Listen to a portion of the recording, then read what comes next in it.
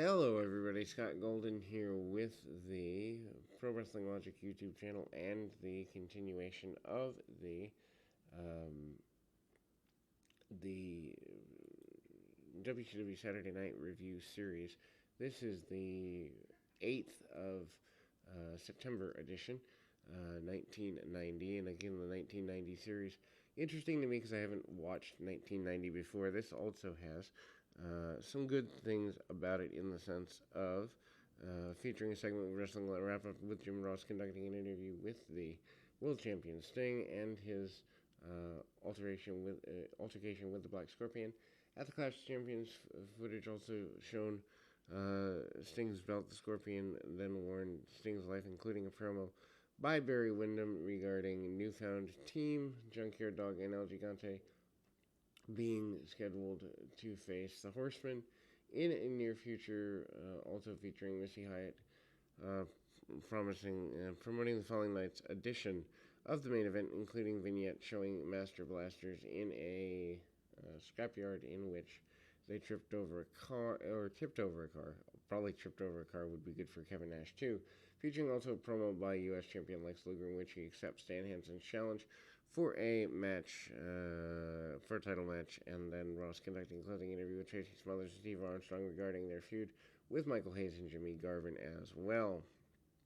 NWA U.S. Tag Team Champions Rick and Scott Steiner defeat Barry Horowitz and Doug Vines. 7 minutes, 29 seconds with Scott pinning Vines. Following a double DDT off the top rope, the match Steiners give one of their shirts to a ringside fan along the way there, and we continue to ultimately, kind of make things go forward there, and kind of making things a very aggressive,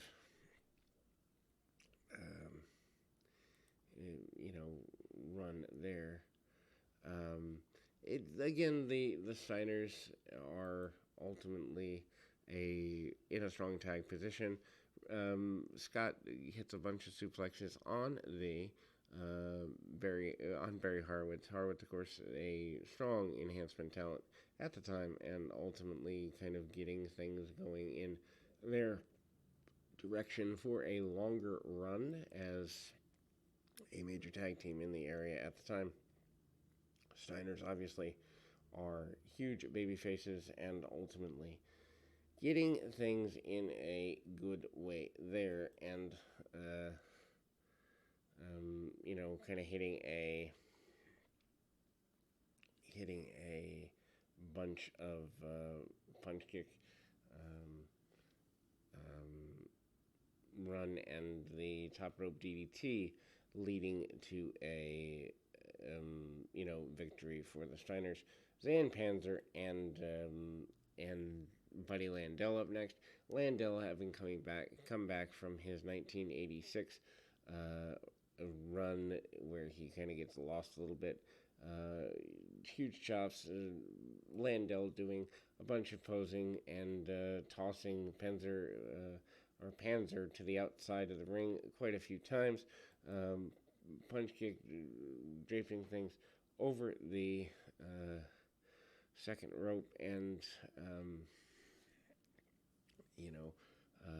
Landell hits the corkscrew elbow drop, getting the pinfall there. Sting basically says he does not know the identity of the Black Scorpion. Black Scorpion in the wrestling wrap-up also teasing Sting with more references to the past, which actually end up being false. Then we go to Barry Windham, who scores a pretty short, punch kick approach there, and ultimately, kind of reaching things in a good run. Anyway,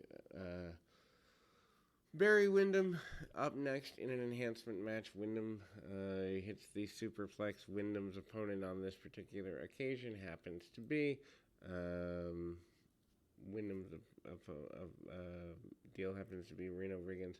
Beats him with a superplex. 3 minutes 14 seconds. Windham, of course, still affiliated with the Horsemen at the time. Then we go to the Junkyard Dog, defeating Snake Watson with a Power Slam 349 during the bout.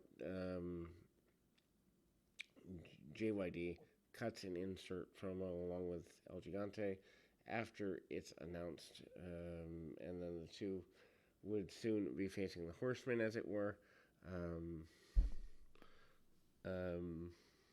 and ultimately, the Junkyard Dog match is super basic, very punch kick laden, power slam. I don't even know that it needed to go 3 minutes 49 seconds.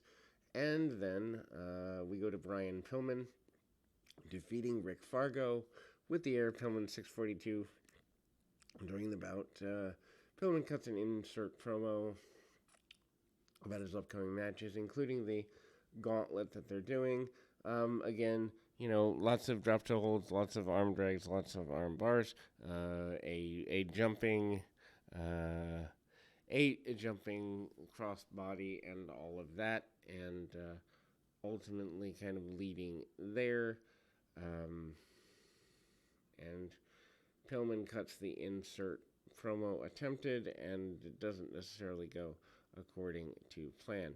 NWA Tag Team Championship, Doom with Teddy Long defeating Brad Batten and Joe Barrett, 8:43.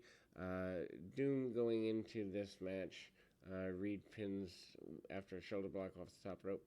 During the bout, Long cuts an insert promo on challengers Ricky Morton, Robert Gibson. I don't know. I mean, this match is relatively one-sided. Obviously, Doom is super aggressive, as one would expect tag team champions to be, but at the same time, kind of a go-around there. And Doom with Teddy Long, certainly not really in a strong position. Suplex on the floor by Ron Simmons at one point kind of gets things going in a directive nature, and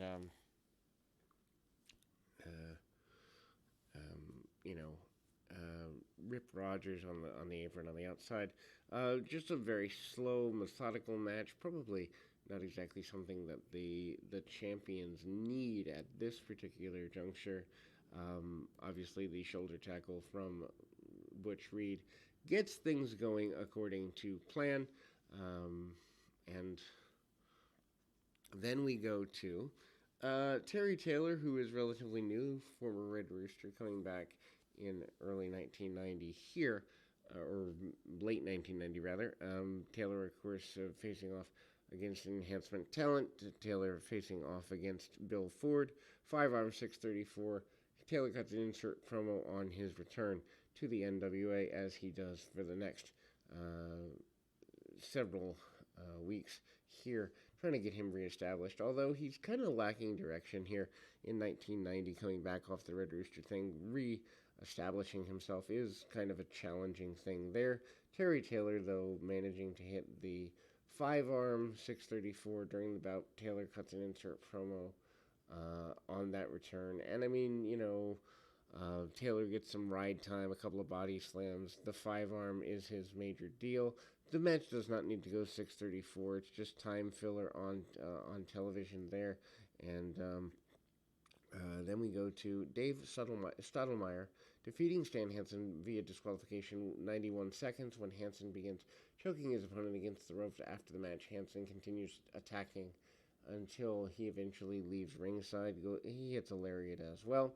Then we go a rare Undertaker match here. Mark Callis with Paulie Dangerously defeats Rick Ford. I believe, I didn't know there was a Rick and a Bill, but apparently there are Ford brothers here. Callis then walks across the top rope, hits a double drop off the top prior to the bout. Jim Ross announces the following week's Power Hour, hosted by himself, and Dangerously would originate from China Club in New York City. And Dangerously cuts an insert promo over face. No one knows who the Black Scorpion is, or so he claims, and that's where that goes. Mark Callis, certainly looks a lot different than the Undertaker at the time in terms of just presentation. The top rope elbow is a sign, though, that Callis is pretty much in control. Mike Rotunda and Tim Horner defeats Buddy Lee Parker and James Earl Wright, 9:52. Rotunda pins Parker with an airplane spin. Very much a heel-dominated match with the State Patrol managing to be in control for a good bit of the match here. I don't know that it was necessarily a great match by any stretch of the imagination, but the heels are in control. The technical wrestling of both Horner and Rotundo is, basically empathized here and ultimately gets through things there and makes things, going forward there. Anyway, match is relatively one-sided. The airplane spin by Rotunda. Rotunda really not having direction near the end of his WCW run here in 1990. We'll be back with more right after this.